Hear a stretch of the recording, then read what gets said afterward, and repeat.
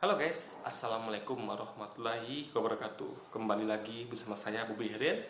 Kali ini saya ingin mengutari sebuah video dari Eko Putradi yang judul Penghargaan untuk duo F dan Ganjil genap di Indonesia mungkin ya.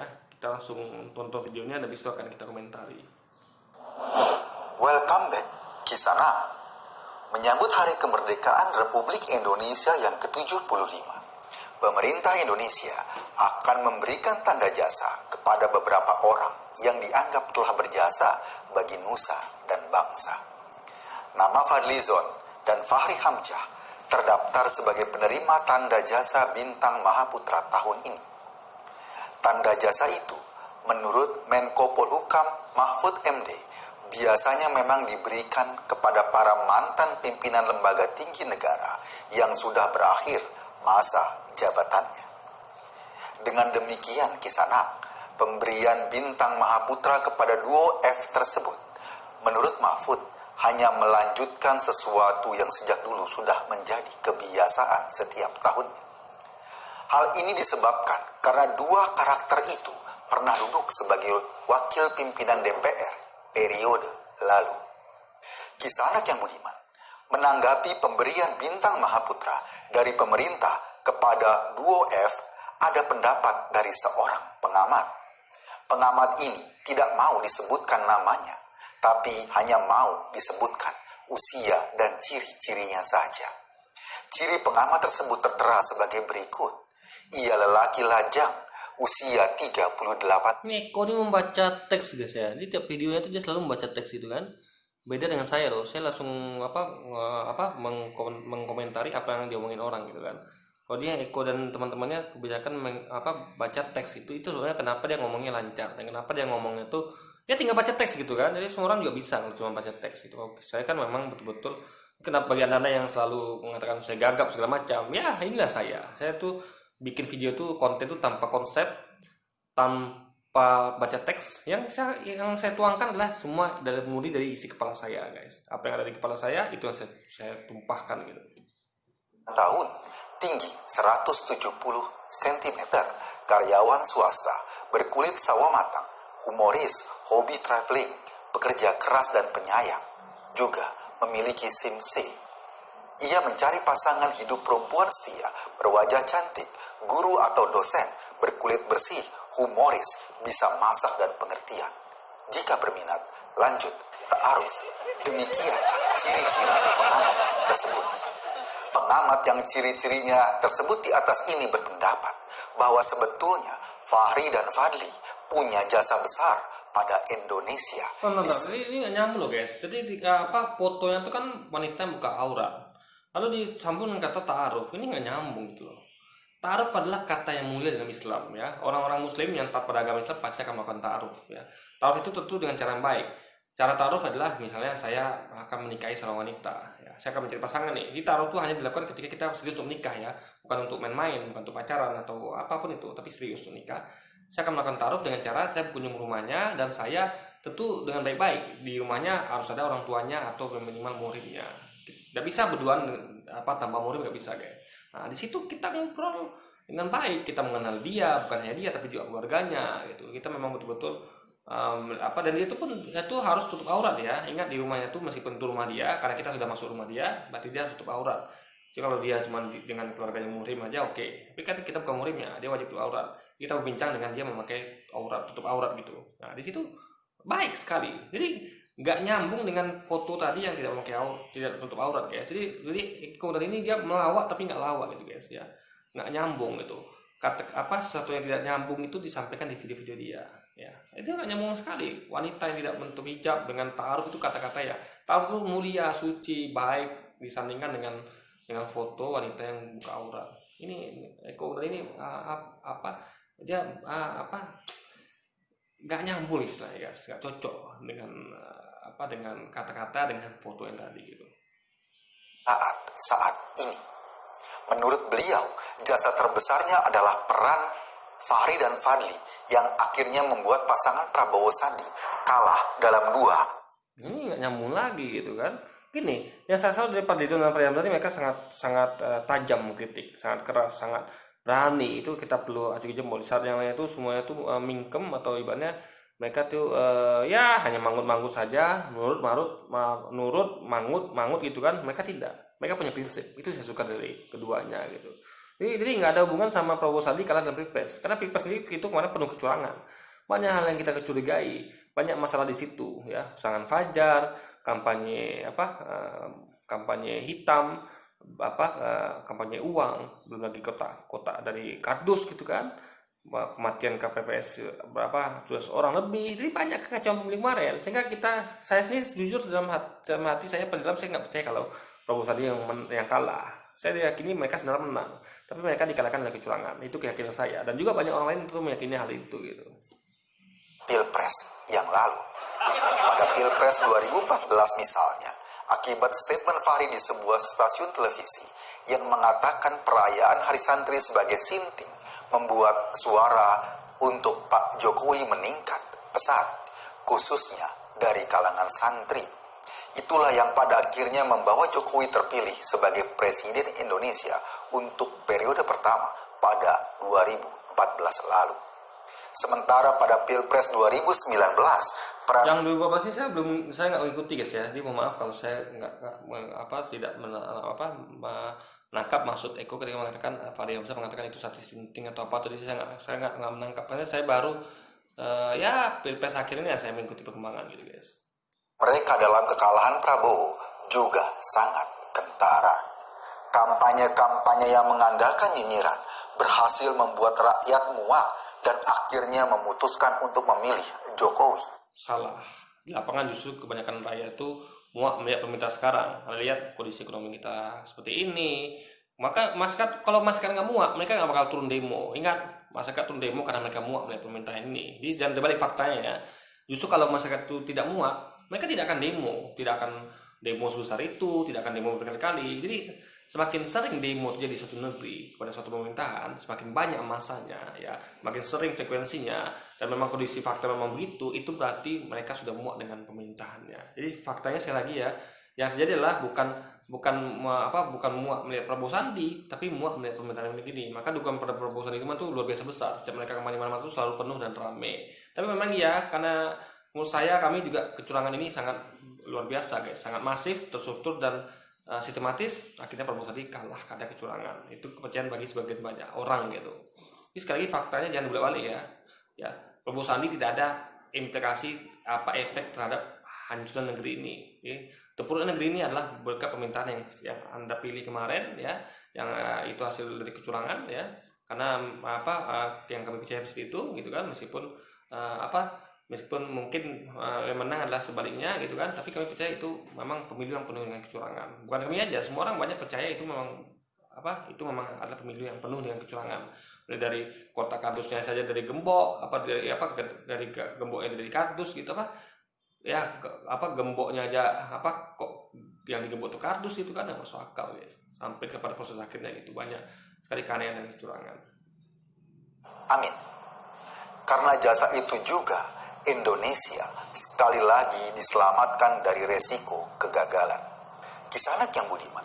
Selain itu, menurut pengamat tersebut, jasa Fahri yang paling signifikan untuk Indonesia adalah ia termasuk orang yang berhasil melakukan perusakan pada PKI. Ini Eko Ulan ini iri dia guys. Jadi ya karena Bung Fahri Hamzah dan Fadlizon ini sangat vokal pada pemerintah. Jadi dia iri. Kenapa sih orang dua ini diangkat dikasih terjasa gitu? Ini sebenarnya bentuk keirian dari para pendukung dari Jokowi sendiri gitu. Sehingga mereka membuli gitu kan. Padahal orang yang mendapat pemerintah saja mengakui kinerja mereka gitu. Pemerintah ya. Ingat yang memberi pangkat itu adalah pemerintah ya. Perintahnya mengakui kinerja mereka. Tapi buzzer dan pendukungnya nggak sepakat gitu guys. Sehingga ketika pemerintah memberikan menghargai, pendukungnya malah membuli guys. Jadi ini adalah bentuk ketidaksinkronan antara yang mendukung dan didukung guys. Dari dalam. Bahkan Fahri kini berusaha meruntuhkan PKS dengan merebut kantong-kantong suara partai itu untuk dialihkan ke partai Gelora. Jadi gini guys ya, ini sebenarnya hanya salah paham, hanya salah penangan. Jadi sekali lagi ya, Fahri itu dia apa ya? Fahri Hamzah dia memang tidak sesuai dengan apa ya? Pendapatnya tidak sesuai dengan petinggi PKS itu saja sebenarnya. Sebenarnya mereka ini tujuannya sama. Mereka ingin menciptakan masyarakat adil dan makmur, hanya beda cara saja gitu. Itu saja sebenarnya poinnya guys. Jadi Fahri Hamzah pengen menggunakan cara ini, PKS cara ini gitu. Jadi Fahri ingin sedikit lebih lunak atau lebih apa? Kalau PKS kan jelas lurus dia. Jadi kalau AA, Fahri tidak, dia pakai taktik sedikit. Kalau dia bisa nih, ini kalau kayaknya kalau pakai jalan cara A ini nggak masuk nih, harus modif sedikit dengan cara B.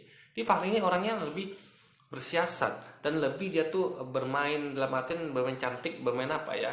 Dia misalnya kita menggolkan PKS kan menggolkan Syariah. Fahri juga ujungnya itu, tapi dia pakai cara lain. Dia tidak mau langsung ibaratnya gini loh, kayak main bola ya. PKS itu seperti orang yang pola mainnya itu kaku, jadi jelas serangannya sayap ke tengah lewat umpan lambung gitu. Atau misalnya ya pola baku sepak bola yang menyerang dalam sistem sederhana gitu guys. Pemainnya efisien sederhana langsung masuk ke depan. Tujuannya kan sama-sama gol. Nah, Fahri Hamzah itu memang tujuannya sama-sama gol, tapi dia pakai cara yang mungkin sedikit lebih konservatif. Misalnya dari tengah oper ke sayap, nanti oper ke tengah lagi, baru ke depan gitu. Jadi seperti ibaratnya kayak tujuan sama, tapi sistemnya berbeda gitu. Fahri Hamzah tidak mau langsung menusuk, karena bagi dia itu kan terlalu kentara, akan terlalu ketahuan, akan terlalu jelas motifnya, makanya sedikit dimodifikasi. Itu penilaian saya. Jadi dia tuh sebenarnya mereka sama-sama perjuangannya untuk menciptakan Indonesia bersyariah dan KRI adil makmur, hanya caranya sedikit berbeda gitu guys. Itu saja sebenarnya. Kisanak, kita semua berdoa semoga Partai Gelora sukses merebut suara PKS sehingga nanti. Menurut saya gini, kalau PKS sudah jelas ya, kalau PKS sudah jelas itu, kita sudah jelas. Gelora akan lihat apakah dia tetap tidak, karena gini, kalau partai baru rentan dimasuki orang-orang baru, rentan dimasuki oleh pengurus-pengurus baru gitu kan. Pengurus baru yang latihan di daerah itu. Kalau PKS sudah kuat dari sananya, dari pemimpin pusat sampai daerah itu sudah satu kata, jadi sudah ibaratnya kadernya militan, mereka akan ikut kepada pemimpinnya. Itu jelas. Jadi apa kata pemimpin akan diikuti sampai ke bawah gitu. Paling ada satu dua iman, contohnya Fahri, karena mungkin beda siasat saja, tujuan sama kan. Nah di Gelora nanti akan kita lihat nih, kita lihat ke depannya apa Gelora itu bisa mempertahankan kesulitan, apakah di bawah juga kompak gitu. Jangan-jangan nanti di atasnya ngomong A, di bawahnya B gitu. Sebenarnya tujuan mereka ini sama itu. Jadi gak ada istilahnya Gelora merebut suara PKS. Jadi kita harapkan malah Gelora ini membantu PKS untuk merebut suara-suara yang berseberangan dengan mereka gitu. Ya, partai-partai seperti PDI, Golongan Karya, apalagi P3, Nasdem itu kan, Hanura itu kan partai-partai yang berseberangan dengan partai Gelora dan PKS. Jadi Gelora ini fungsinya adalah untuk menguatkan PKS. Ini mungkin kalau Anda tidak suka dengan cara PKS yang terlalu lurus gitu kan, yang memang langsung tujuannya mencetak gol dengan cara yang baku, yang sistem yang sudah teruji, yang memang langsung nusuk ke depan, Anda bisa pakai sistem Gelora yang mungkin sedikit bermain di tengah atau ya menggoreng bola kiri kanan dulu baru mencetak gol gitu. Yang penting kan tujuan sama-sama mencetak gol. Jangan malah Anda memakai sistem yang nggak jelas mainnya gitu. Bukan tujuan untuk mencetak gol, tapi hanya main aman misalnya, dengan misalnya mencari hasil imbang atau malah nanti berpeluang jadi gol berdiri guys. Jadi jelas Gelora gunanya adalah untuk memperkuat PKS. Kalau Anda kurang cocok dengan PKS ya Gelora. Kalau Anda bukan seorang muslim yang taat dan Anda tidak ingin terlalu taat, ya mungkin Anda muslim juga tapi tidak terlalu taat, Anda bisa pergi ke Gelora gitu. Jadi intinya adalah ini adalah masalah pilihan, tapi Anda tidak akan pernah keluar dari PKS dan Gelora, itu intinya guys. Jadi diharapkan Gelora ini akan menarik pemilih baru, bukan mengambil pemilih dari PKS gitu. Jadi poinnya itu guys, untuk memperkuat PKS. Jadi Gelora ini adalah untuk memperkuat PKS, bukan untuk mendistorsi dari suara PKS itu sendiri guys. Itu harapan kita ke depannya tentunya. Suara mereka terbagi menjadi dua. Jika memungkinkan, keduanya di bawah batas electoral threshold. Jika ini terjadi Kisanak, kita wajib meminta pemerintah untuk memberikan bintang tanda jasa kepada Fahri untuk yang kedua kalinya. Kisanak yang budiman, kita tentu saja menghargai jasa para pahlawan yang menyumbangkan keringat, darah, air mata, bahkan nyinyirannya untuk kemajuan Indonesia. Kita berharap dengan bintang Mahaputra ini, semoga keduanya mendapat hidayah dan selalu dalam lindungan Tuhan yang Maha Esa. Amin. Ya Robbal. Ya, yang tidak mendapat perlindungan dari Tuhan Maha Esa itu adalah orang-orang yang suka melabeli saudara-saudaranya dengan sebutan radikal, intoleran, anti Pancasila, anti NKRI. Itulah orang-orang yang tidak mendapat perlindungan dari Allah. Bagaimana Allah bisa melindungi mereka sementara mereka tidak melindungi saudara-saudaranya? Bahkan mereka berusaha untuk menjatuhkan lawan-lawan saudara-saudaranya dengan label-label fitnah yang buruk tadi, guys. Radikal, cat mesum lah, mana dari siapa, dituduh macam-macam. Dan banyak lagi tuduhan lainnya dan tidak pernah terbukti. Itulah orang-orang yang tidak dilindungi oleh Allah SWT. Alamin. Tiga. Hey guys, kalau masa kecil dulu kan belum ada corona. Jadi kalau mau menghindari corona harus mengingat-ingat masa kecil seperti ini. Terus hidup bahagia. Apalagi Pak Fadli? Ya harus terus bergembira dan bergerak olahraga ya. Iya. Pak Fahri ini hari ini tidak main tinju tapi main ayunan. Mantap. Aduh. Udah. Kita ikuti berita. Pemberlakuan kebijakan ganjil genap di Jakarta mulai serius diterapkan di tengah wabah virus COVID-19 yang terus meningkat. Dengan adanya kebijakan ganjil genap ini, otomatis orang yang biasanya menggunakan mobil pribadi di Jakarta akan beralih ke angkutan umum. Tidak heran Kisanak jika angkutan umum belakangan ini akan lebih umpel-umpelan, penuh sesak, dan tentu saja saling menyebarkan droplet. Mungkin kebijakan ini tujuannya untuk mewujudkan keadilan sosial dalam memasyarakatkan COVID-19. Di sana yang bunyi. Nah gini guys ya, karena gini kalau tidak dilakukan pembatasan ganjil genap, nah itu sudah dari dulu ya, orang akan memakai mobil pribadi gitu, dan itu akan membuat jalan lebih sesak gitu guys. Jadi semakin lama orang akan sampai tujuan gitu, sehingga orang akan Anda bayangkan ya, kemacetan itu tidak akan terurai gitu, sehingga akan rentan membuat orang terkena lebih banyak corona. Jadi orang ini kan harus cepat disebarkan gitu. Dan sekali lagi ya, kebijakan ganjil genap ini kan nggak berdiri sendiri gitu kan, dia ada kebijakan lain, jaga jarak dan segala macamnya. Jadi sekali lagi ya, kalau nggak ada ganjil genap itu akan membuat kemacetan makin parah gitu. Karena gini, intinya masalah Jakarta ini kan kemacetan dan nggak ada solusi lain selain kebijakan ganjil genap dan apapun itu gitu. Sehingga memang transportasi massal itu memang jadi yang utama, dan tentunya ada pembatasan. Di Jakarta masih menjalani PSBB. Jadi sekali lagi bukan bebas gitu ya, bukan kayak seperti tadi itu, bukan seperti itu videonya, fotonya bukan, tapi tetap ada batasan dalam hal segala hal gitu guys. Dinas Perhubungan DKI Jakarta saat ini juga sedang mengkaji penerapan ganjil genap bagi sepeda motor. Kita tidak tahu apakah nanti juga akan diterapkan kebijakan ganjil genap bagi pejalan kaki. Misalnya, mereka yang wajahnya ganjil akan dilarang keluyuran di tanggal genap. Jika kebijakan ganjil genap kepada pejalan kaki diterapkan, dipastikan demo para laskar di Jakarta hanya bisa dilakukan di tanggal ganjil.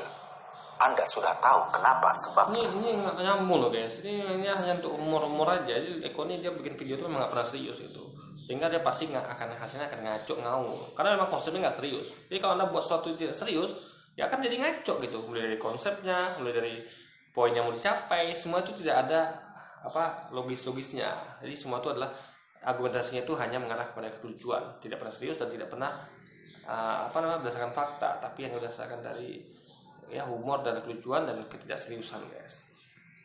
Ini sesuai dengan kondisi dan raut wajahnya.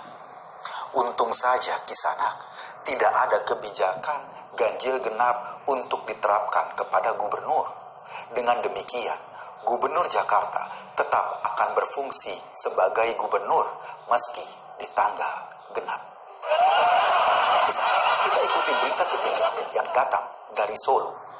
Dewan Syariah Kota Solo yang merupakan gerombolan pengasuh agama di kota tersebut baru saja memprotes logo HUT RI ke-75. Mereka berkoar-koar dalam logo tersebut ada bentuk salib yang tersembunyi. Entahlah Kisanak, mungkin gerombolan ini sejenis vampir yang selalu parno dengan salib. Gini, masalahnya adalah ini kan hari kemerdekaan milik semua umat beragama. Jadi jangan ada logo-logo yang mengarah pada suatu agama tertentu. Itu baru namanya keadilan. Jadi guys, kita kan harus apa ya? Harus objektif, harus ibaratnya harus adil gitu. Apalagi ini di Indonesia muslim mayoritas itu. Kenapa menggunakan logo yang ada lambang salibnya? Dan ini kan sebenarnya kan masalah penangan. Kalau Anda boleh saja mengatakan tidak ada itu. Tapi orang banyak melihat. Saya melihat itu memang ada kelihatan di logo salib gitu. Jadi sekali lagi guys ya, ini dirgahayu kemerdekaan RI, bukan hanya dirgahayu umat Kristen saja ya. Salah besar. Apalagi ini kita ngomong mengenai jumlah yang mayoritas itu siapa di negeri ini gitu. Hargailah, ini adalah hargailah umat muslim, itu saja kok. Jadi bukan masalah parno-parnoan. Ibaratnya kalau ibaratnya gini, hargailah yang tua, hargai yang mayoritas. Nanti yang kecil akan dilindungi gitu. Gimana Anda mau diminta dilindungi sementara Anda tidak menghargai yang mayoritas gitu. Jadi sebenarnya simpel aja. Yang kecil menghargai yang besar melindungi yang kecil gitu. Yang terbalik, bukan yang besar menghargai si kecil melindungi yang besar, itu balik ya. Jadi sekali lagi, hargailah kami umat Islam. Pakailah logo-logo yang tidak menimbulkan mispersepsi, menimbulkan konflik, kontroversial gitu. Hindarkan logo-logo yang tidak berbau agama gitu kan. Carilah logo yang netral, kan selesai gitu. Lengkap dengan salib, sama topi Santa saja, mereka juga. Ini bukan masalah takut, tapi mengenai simbol guys. Berarti apa namanya, keberpihakan gitu. Kan gini, kalau pakai topi Santa tuh umat Kristen silakan. Tapi yang anehnya adalah ketika orang Islam menolak pakai itu, ya, mereka malah dibully gitu. Harus memakai juga gitu kan. Kalau kita nyinyir kan itu kan haram dalam Islam untuk mengikuti, karena itu kan aturan agama Islam. Agama lain mungkin ada aturan itu. Kalau agama Islam ada aturan untuk tidak boleh mengikuti suatu kaum. Ya. Kalau mereka pakai topi Santa silakan, tapi kami nggak boleh pakai dan jangan pasarkan kami untuk memakai topi itu. Selesai. Hargailah kami, hargailah syariat kami gitu. Seperti kami menghargai syariat Anda. Bahkan kalau syariat Anda misalnya mengatakan tidak boleh memakai pakaian muslim, ya kami juga tidak akan memaksa Anda dan tidak akan nyinyir pada Anda ketika Anda tidak mau pakai, atau Anda protes ketika ada saudara Anda yang pakai. Itu urusan Anda. Karena agama Anda mengajarkan seperti itu. Tapi faktanya kan agama tidak mengajarkan seperti itu. Justru agama kami yang mengajarkan seperti itu. Makanya kami sepatu pada agama kami dan kalian tolong hargai itu gitu. Soalnya simpel aja. Ini masalah penghargaan. Siapa yang punya aturan agama itu kita hargai dia gitu guys. Selesai. Takut. Di sana kami sudah mencoba mengoprek logo HUT RI ke-75 untuk mencari di mana salib tersebut berada. Coba kita perhatikan guys. Ya. Nih. Ada dua di sini. Yang pertama nih ya, yang garis. Pokoknya Anda kalau Anda mau lihat Anda pasti bisa. Bukan dua, ada banyak sini guys ya. Kalau Anda mau lihat. Ya, di balik motif-motifnya itu, ya.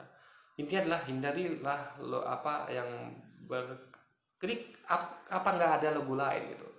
Sebenarnya kan simple, tinggal buat logo yang tidak ada yang dikasih ke situ, selesai gitu. Ini masalah pandangan. Anda boleh sebut pandangan tidak ada, tapi jangan salahkan ke orang-orang yang pandangan ini ada gitu. Ini kan masalah pendapat gitu. Ya harga Anda harus menghargai pendapat orang. Jadi kalau daripada menimbulkan pro dan kontra, ya sudah ganti sekalian, kan selesai. Intinya jangan sampai ada pro dan kontra gitu. Itu aja masalah di lapangan. Jadi simpel itu.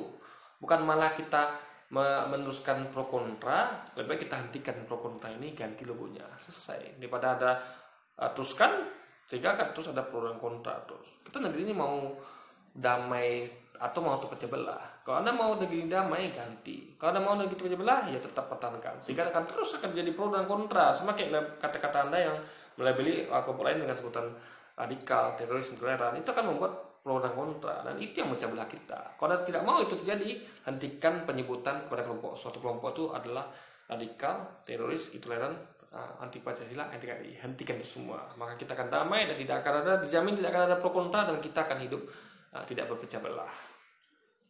Dan sampai sekarang kami belum juga menemukan.